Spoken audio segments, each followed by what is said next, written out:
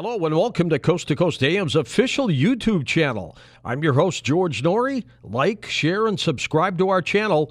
And you can also find us on Facebook, Twitter, and Instagram, and of course, on coasttocoastam.com.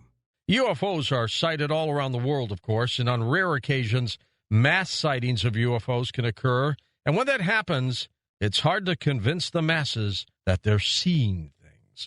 A recent flurry of UFO sightings in California has really piqued the interest and the curiosity of many. Several California residents reported seeing strange lights that they call UFOs floating or flying around the night skies over the past few evenings as well. And, of course, a story we've been talking about all week, the intricate design etched in a field of barley 2 hours south of San Francisco. What the heck is it? Now, some witnesses say, hey, it was made by people. I saw 20 to 30 people with ladders in the field.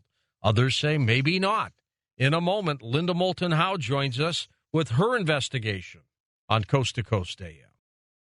And welcome to Coast AM. Linda Moulton Howe, of course, is our investigative reporter. If you go to her website, earthfiles.com, you will see truly this remarkable crop formation from California. It is as strange as they come. Let's check in with Linda because she's going to be with us this hour and has a report. This is a strange story, Linda. Well, George, there are so many moving parts. And at the 3 Earth Files reports that I have at www.earthfiles.com, I hope that you and our Coast listeners can go and you can begin to have a feeling for the complexity of this pattern. The reports are broken into 3 parts, and in the third part, there are added pieces that relate to the mathematical language in this pattern. But I thought that I would start where everything started for me on December 31st, because I'm sure that you and the Coast listeners have been confused about contradictory reports. Yes, extremely. Rumors and changing timelines. It was as if the media could not get even the date right on what happened. And I want everyone to know, too, Linda, this is huge. This thing is almost as big as a football field. It was measured by the retired Navy captain who has worked with me on the underground Alaska Pyramid and so many things. He did a lot of analysis using Google Earth and a bunch of stuff and came up with 250 feet as the official diameter on this pattern. Now, here are some other facts. This mysterious pattern appeared early Saturday morning, December 28th. That is a fact that everybody should keep in mind because so many news media got it wrong. They got it later. The crop is barley. The diameter of that large ring that has 3 different size circles on it is surrounding rectangular sections. And at the center is Braille, and around the Braille is Morse code. And I'm going to talk about some of the translations of those codes, but I want to go to this quote. People with ladders were seen in the pattern that was reported by TV and other media on New Year's Eve. And me. Well, it's not correct, and let me give you the background. I have talked with reporter Philip Molnar from the Monterey County Herald several times, and he was physically at the barley pattern on December 31st, New Year's Eve. He was talking with 2 employees named Ben Johnson and his boss named Matt, without a last name, from Echelon Security. That's from San Jose, California. Echelon's headquarters are not far from NASA Ames. Echelon also has security operations in Salt Lake City and Washington, D.C. They are a major security operation. And keep that in mind when you realize that this Ben Johnson tells reporter Molnar that Echelon was hired on Saturday, December 28th, to quickly get to the Chualar barley field and keep people out of the pattern. Who sent them? Exactly. Yeah. Who hired? This is a lot of money, and it happened right on the day that the pattern emerged for the first time. Who knew? How did they know? I don't think the field's owner, I don't think he hired him. They were on vacation. That's right. And we'll get to that. But the Echelon Security people would not give Philip Molnar the name of the property owners, even then. So he, as a reporter, resorted to investigating property records and found out that the private individual owners were Scott and Debbie Anthony. They were listed as the owners, but they were not physically there on the property because they were on vacation. And this is like a 2,000-acre farm, right? The whole size of the farm I'm not certain about, but I do know that the barley field was 1,050 feet long, 450 feet deep, and the 250-foot pattern was right centered on one of three telephone poles on the south along Chualar Canyon Road. Now, later, after New Year's Eve, the Anthonys told one Monterey Herald reporter that they had been on vacation. They knew nothing about the pattern. And when Philip Molnar called to ask him if they are the people who hired Echelon and also ordered the destruction of the barley crop on New Year's Eve, the Anthonys have never returned Molnar's call, even as of today, when I last talked with him. Now, on Tuesday, December 31st, is the first time I talked with Molnar, and it was after I received email and a phone call from a California resident named Jeff Krause. He had taken a huge leap of faith to just drive 2.5 hours from his place in San Luis Obispo in hopes of just getting into this mysterious pattern that he had seen on TV. And he called me from the telephone pole area on the south side of the barley pattern where I'm listening to him even talk with one of the Echelon security guards. And they would not let him into the pattern, but one of the guards was willing to carry Jeff's magnetometer into what we're calling the western circle on the ring, where the needle jumped from a low around 43 Gauss CGS units to 58 Gauss CGS units. Jeff Krause was there with a Spanish-speaking colleague, David Mendez, and they talked with residents near this barley field and learned that on Friday to Saturday night, December 27th to 28th, dogs barked all night, and this was very unusual, the neighbors told them. Now, what about those confusing news reports on New Year's Eve that many residents saw, quote, people with ladders? With ladders. 20 to 30 people, somebody said. Well, listen, this is where sometimes the media is frustrating because it's rip and read news. There's no investigation. There's no reality. That's what we have you here for, Linda. That's right. Now, what happened? Well, you had Echelon security guards and vans arrive there on Saturday, December 28th, after the pattern emerged. And then on Sunday, December 29th, one 85-year-old retiree, Harry Johnson, was interviewed by a local TV station and said that he saw people in the barley pattern along with one 30-foot ladder leaning against the telephone pole at the south end of the barley field. Well, Jeff Krause and David Mendez had also talked to eyewitnesses who watched Echelon Security use ropes in the pattern to apparently measure it, and that apparently took place on Sunday when Mr. Johnson, perhaps he overstated, and maybe the local TV station overstated, and that's where the, quote, people with ladders in the field. This was Echelon Security working in the barley pattern after it emerged early Saturday morning, December 28th, and they were hired to keep people out and to measure it with ropes. Now, it is not exactly clear as of today, not to me, not to Molnar at the Herald in Monterey, who exactly ordered the barley pattern to be plowed under on New Year's Eve, December 31st. But it's very important that only the pattern was plowed under. The rest of the barley is still growing in that 1,050-foot wide by 400-foot deep field.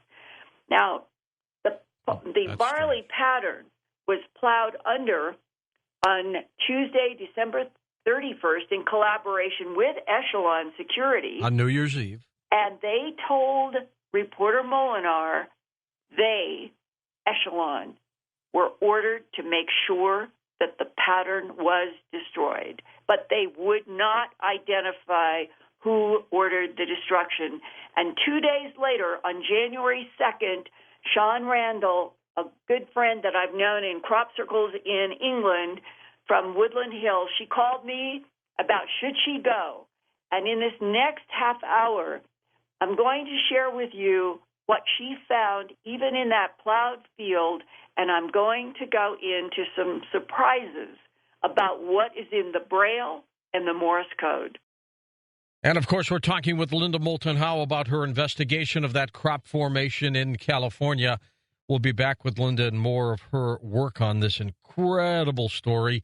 Next hour, meteorologist Scott Stevens joins us as we talk about what could very well be one of the coldest fronts to hit us in zillions of years. Welcome back, Linda Moulton Howe with us. Linda, let's continue with this incredible story of this crop formation in California. Right, and now we're going to go to January 2, yesterday. Sean Randall lives in Woodland Hills, California, where she is a consciousness studies teacher, and she has investigated lots of English crop formations since 2002. She and I have met over there in some of the patterns. And she decided on January 2, after talking with me and some friends, that they would just take a leap of faith like Jeff Krause did, and they would go drive over, not knowing what they would find, at where the pattern had been plowed under on New Year's Eve with the Echelon Security there. And she had the goal of getting some plants and soil samples to study. And she told me on the phone today that after she was there, what struck me in walking on to that plowed Chualar barley pattern was finding the smooth bends of the crop flat at the soil level, just like those magic bends of English crop formations, close quote. It's one of the things that we all have looked for. And I have a very good photograph that she took of those smooth bends from the roots to the stem of the barley. It was flat on the ground, but there are no creases, no breaks, just like we have found in England. And it's at earthfiles.com right now in part 3. And the upper barley stems, where we would normally go and look for what are called nodes, swollen, node expulsions, darkened, those had been cut off by that plowing on the New Year's Day or New Year's Eve, and they were scattered. So it was not possible to match up the growth nodes in all of the cut-off stems with those smooth, unbroken barley bends. However, Sean said that some nodes seem darker than normal on some of the plants, and she wonders if heat energy was involved in making the Chualar barley pattern. And she also gathered these soil and control samples to take back with her with this hope that she could find help from biologists in colleges and universities or agriculture agencies who might be willing to identify the exact barley species, examine the plants and the soil samples that she collected, and I'm going to give out her website and email address that anyone listening who might be in a scientific botany, biology, agriculture office who would be willing to help her now and in any future crop circle investigations, it would be great. It's www.SeanRandall, ShawnRandall.com, and her email is Sean@SeanRandall.com. She would love to hear anybody who would be willing to help on a scientific level with what she got and gathered from the plowed over soil and those plants. And Linda, we've got a caller for you, Scott from the Everglades in Florida, who has some information because apparently he knows that field. Scott, go ahead. Hey, how's it going? Good, Scott. I used to work for a farming and agricultural farm down there in Salinas off of Chualar Canyon Road. That field is sublet out to other people. Yes, and they would have to, in order to have that plowed down, would either have to have used NH3 or Western Farm Services to cut that field down. And that fits into one of the rumors that neither the reporter at the Monterey Herald or me has been able to firm up yet. But there are rumors that that field is being used by Monsanto for some sort of a test. That's who I worked for. Okay, well then you are close. I delivered their chemicals to everybody in that area. I was the chemical specialist. Could Monsanto be testing with that barley in that field? Interesting. Well, did he go away? I want to be able to get in touch with him. Yeah, he's still here. I will tell you this. In that area, if you ask the sheriff, you will find that there's been many cattle mutilations in the fields and the up around the mountain. Wow. I know him personally, and he's told me and taken me out and shown me cattle mutilations that would shock you. Well, probably not, but all right. I also know that I've seen glowing green orbs down there as well on the back river road. And my wife and I once had, on our way home from Monterey to Soledad, we had an experience of missing time. Scott, can we give with you so much? Yeah, we're going to get the number for you. Can you email? No, Linda. We're going to put him on hold. We'll get his number for you and get it to you. We'll do that. I think this is very significant because one of the rumors that both I and the other reporter have been trying to get something hard on was a rumor. I was told, he was told, that Monsanto was the one who planted the barley for some sort of a test, and that makes it even more eerie. Maybe it's GMO barley. Could be. Genetically modified barley. Well, if it is genetically modified, are we dealing with a series of warnings or what? Because now let's go into some of the details about the mathematical language that is embedded in this big pattern. One of the people that you've heard me interview in the past on Alaska helped me on this investigation. This is retired U.S. Naval Flight Officer Captain Mark Wood, and he has a very substantial series of titles and degrees in his background in engineering and all kinds of things that he did in the Navy. And he emailed me about studying the three different size circles on the barley pattern ring. We're now on the outside, not into the braille yet. And today, he emailed me. He said, with regard to those three circles on the ring, I was not able to correlate the exact diameters of the three circles to anything relative to the other numbers encoded in the crop circle, meaning the 1, 9, and 2 that we're going to talk about in the braille. He said, the only thing that is obvious to me about the relative sizes is that in order of their size, the largest circle is at the 1 o'clock position if you look at the pattern as a clock face. The second largest circle is at the 9 o'clock position, and the smallest is at 2 o'clock. Now, one would then assume that the order of the clock position and the way those circles were put on the ring would be 1, 9, 2. You would think so, yeah. Now, so that is on those circles. Well, he went further.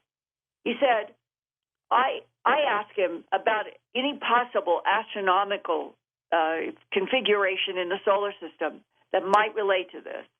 And he wrote, I found a program to show what the planets in our solar system would be going 192 days from December 28th into the future. And there you come to the date of July 8th, 2014. And this I will say, this is eerie to have seen when he sent me from that astronomy program the image of our solar system on that day. Just using 192 because it's in the Braille and it's in the outer circles. And I bet it matches up with the crop formation. Well, I have the photograph at earthfiles.com in part 3. You can look at it for yourself. And on July 8th, 2014, 192 days from December 28th, Earth will be at the 1 o'clock position. Venus will be at the 9 o'clock position. And Mars will be at the 2 o'clock position. And he said, what in the world what would be so important about that date that it would be flagged in any way? Well, now, this number 192 that's in the outer circle, possibly it gets us 192 days to a date that we didn't know it would match the configuration. Right. We just did this as an experiment. And now, right at the center of the pattern, everybody, I think, said it looked like Braille, and it did. Well, what did it translate to be?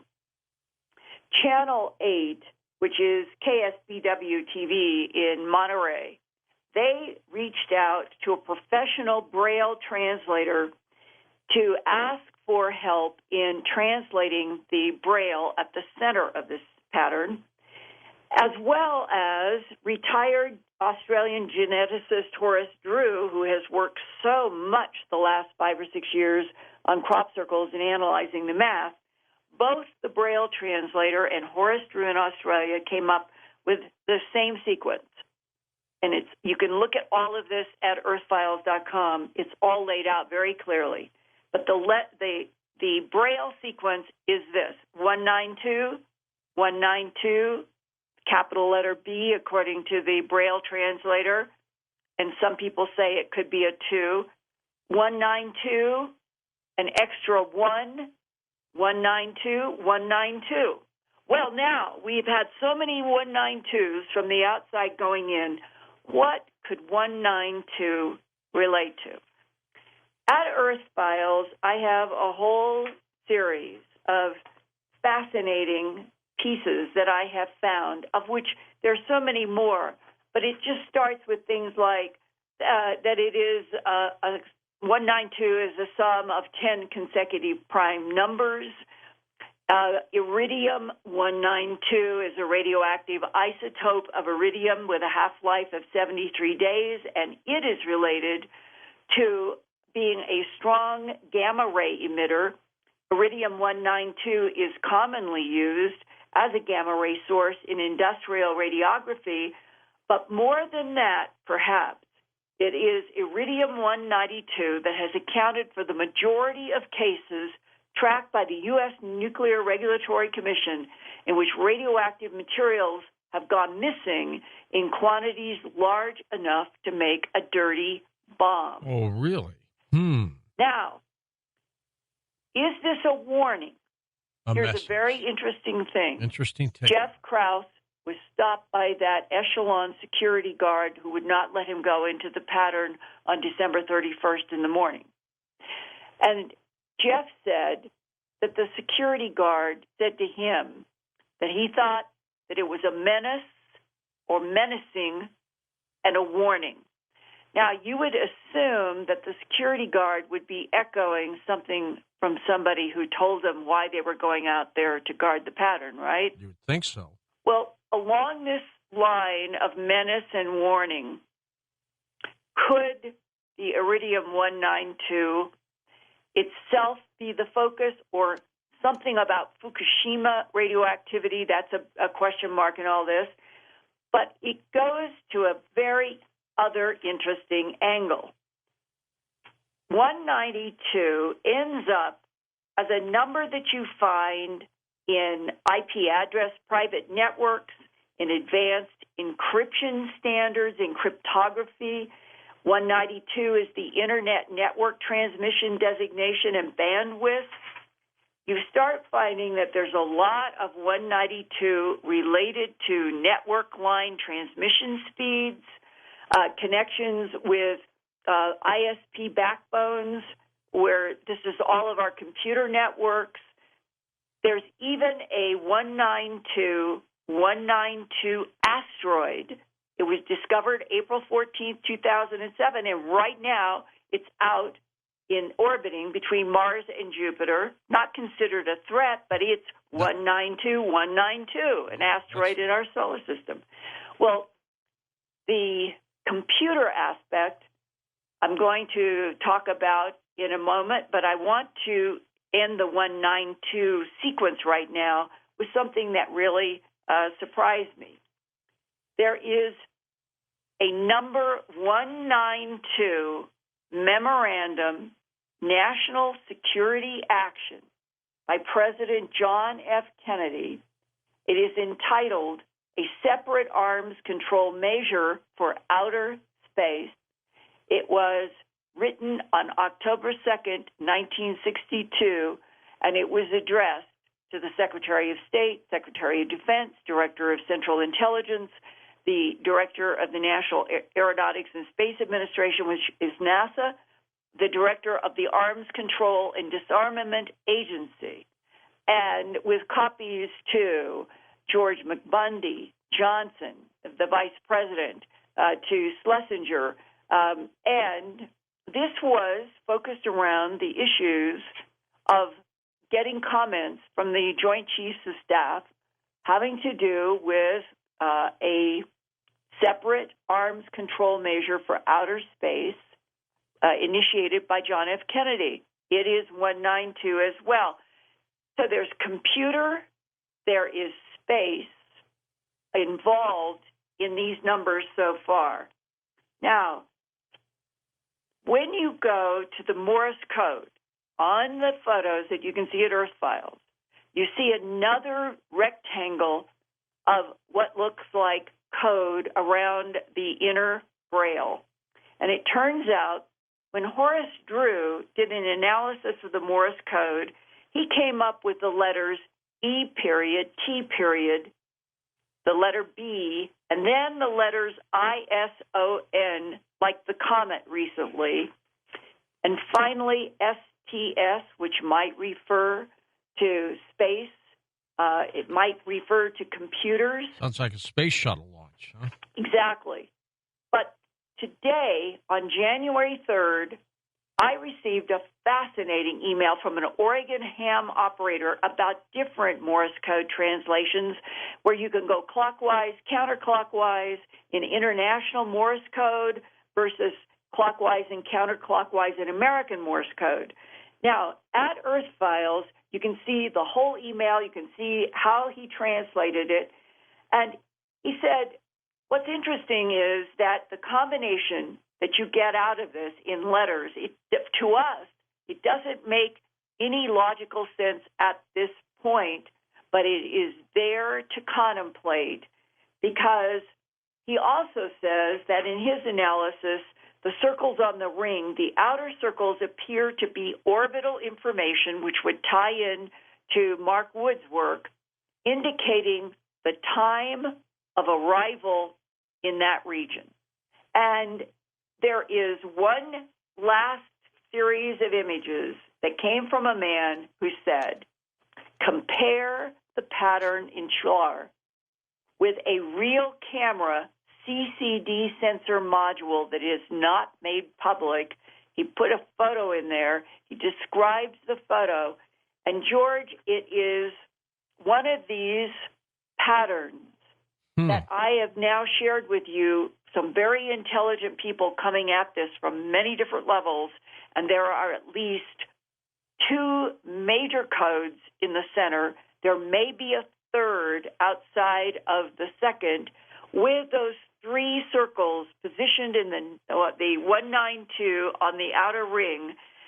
If it does have something to do with astronomy, is Mark Wood's finding 192 days onto July 14th of this new year when Mars, Venus, and Earth are in the 192 position that is in that pattern. And if so, what in the world does it mean? I'm not going to let go of this. I'm going to continue. I would love anybody listening who might have more information to email me at earthfiles. At earthfiles.com. Thank you for listening to Coast AM on our official YouTube channel. I'm your host, George Norrie, and don't forget to visit the Coast Insider membership area on coasttocoastam.com, where you can access our past, upcoming, and classic shows.